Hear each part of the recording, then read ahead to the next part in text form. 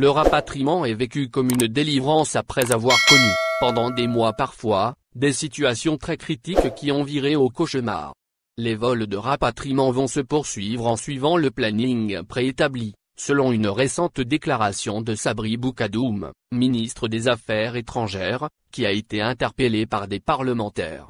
Dans sa réponse du 1er février 2021, le représentant du gouvernement rappelle que l'État a mobilisé tous les moyens humains et matériels pour la réussite des opérations de rapatriement. Il précise également qu'actuellement, nos représentations diplomatiques continuent d'inscrire les citoyens bloqués désireux de revenir au pays. Boukadoum rappelle aussi dans ce contexte que malgré l'apparition des nouvelles souches du virus dans certains pays, les hautes autorités algériennes ont maintenu 3 vols quotidiens depuis Paris pour permettre à la communauté algérienne de revenir au pays, avec une priorité donnée aux cas urgents, comme les personnes malades, les personnes âgées, ainsi que les étudiants qui ont terminé leur cursus et les travailleurs en fin de contrat. L'annonce de la France, à travers son Premier ministre Jean Castex, de la fermeture des frontières depuis le 31 janvier dernier jusqu'à nouvel ordre, en fonction de l'évolution de la pandémie, aux pays extérieurs à l'Union européenne, sauf motif impérieux, avait suscité les pires craintes sur l'arrêt brusque des opérations de rapatriement. Au départ de France, c'est la compagnie nationale Air Algérie qui assure les vols spéciaux de rapatriement. 3 vols quotidiens sont programmés en février, 2 au départ de Paris-Orly, à 1011 à 14h et à 1005 à 15h20, et un 3e depuis l'aéroport de Roissy-Charles de Gaulle, à 1001 à 14h, pour les Algériens bloqués dans d'autres pays, passagers en transit. Ces derniers seront contraints de faire le déplacement jusqu'à Paris pour pouvoir rejoindre l'Algérie.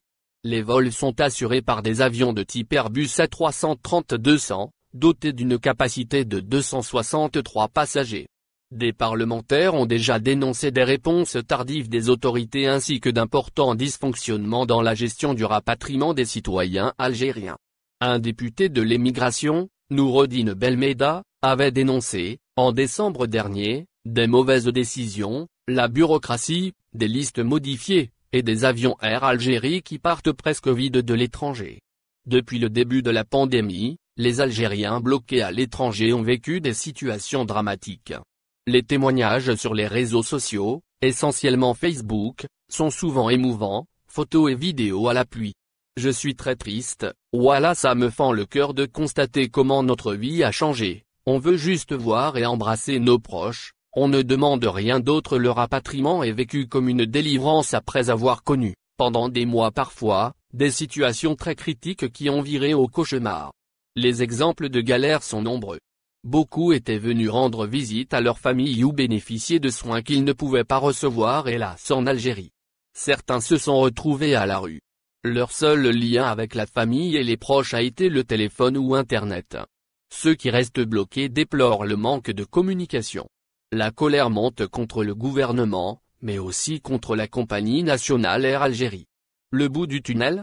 Peut-être. Nombreux veulent y croire, surtout après les clarifications de Sabri Boukadoum.